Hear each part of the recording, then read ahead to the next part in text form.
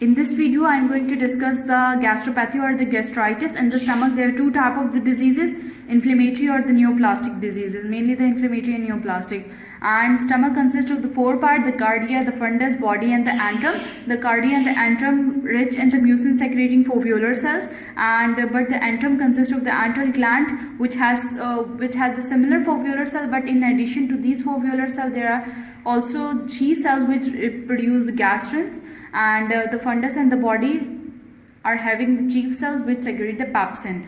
What is the difference between the gastritis and the gastropathy? The gastritis is an acute mucosal inflammatory process, but along with the presence of the neutrophils. When there is neutrophils are absent or the rare, but there is a mucosal inflammatory process, this is known as gastropathy.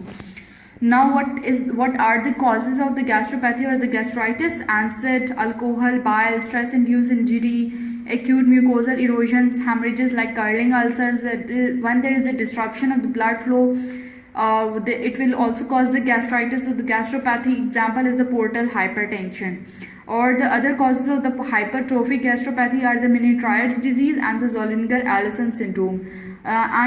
Symptoms include epigastric pain, nausea, vomiting, mucosal erosion, and the ulceration, which lead to the hematemesis. Now come to the pathogenesis behind the gastropathy or gastritis. As you know that the pH of the stomach is close to the 1, which is suitable for the digestion, but it has the potential to damage the gastric mucosa. The mucin, which is secreted by the foveolar cells, form the layer of the mucus and the phospholipids, which prevent the food touching the epithelium. And the epithelial cell itself is forming the barrier which prevent the diffusion back of the acids and other luminal material like proteases back into the lamina propria or the muscularis layer. And as well as the replacement of the foveolar cell usually take place in 3 to 7 days, which is essential for the maintenance of the epithelium and the secretion of the mucus and the bicarbonate. And now these all are the protective mechanism. But ANSAID. So what is the role of the ANSAID behind the gastropathy or the gastritis? ANSAID usually inhibit the cyclooxygenase enzyme, which inhibit the production of the prostaglandins E2 and I2. What is the role of the prostaglandin E2 and I2?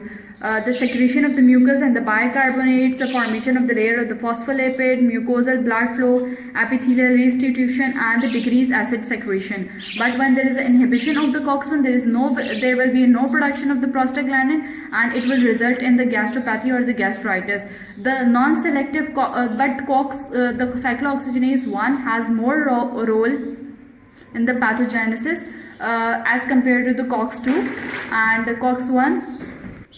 Non-selective COX-1 include the aspirin, ibuprofen, naproxen, and the so we can give the selective COX-2 inhibitor, which is the celecoxib. Other causes include the H. pylori infection, which is the urease secreting bacteria, and it will split the urea into the ammonia, and this ammonium ion will inhibit the bicarbonate. The decrease in the mucin and the bicarbonate, decreased oxygen delivery has also got the role in the pathogenesis behind the gastropathy or the gastritis. चलो यहाँ से जाओ. Now come to the pathogenesis behind the gastropathy or the gastritis.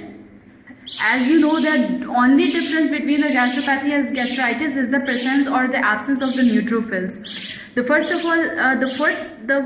most layer of the wall of the GI is the epithelium, which is the part of the mucosa. It will remain intact, but the foveolar cell, we can see the foveolar cell hyperplasia, or the foveolar cell will show the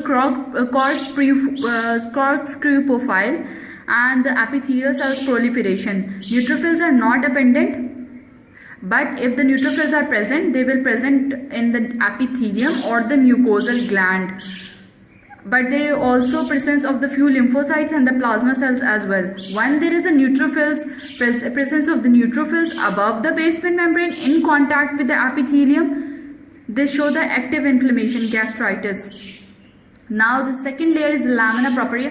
As you know, this is the mucosa.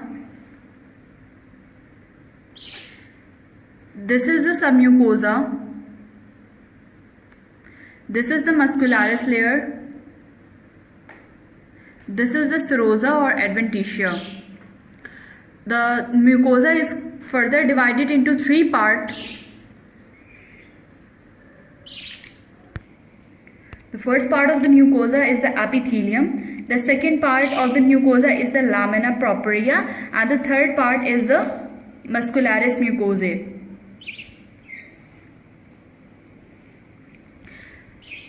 So, in the lamina propria, there will be a moderate edema, slight vascular congestion. But in the severe cases, we can also see the hemorrhages and the erosion. In the erosion, there is a loss of epithelium, which result in the superficial mucosal defects. And when there is when this erosion will invade deeply, it will cause the ulcer.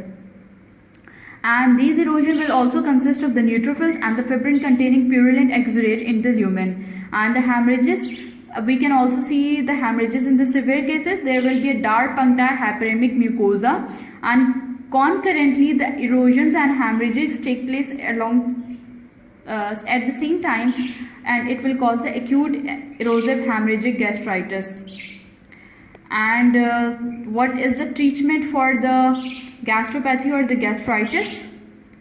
They will respond better to the NSAIDs or the PPIs, but if it's due to the bile, तुम फिर आ गए, चलो भागो।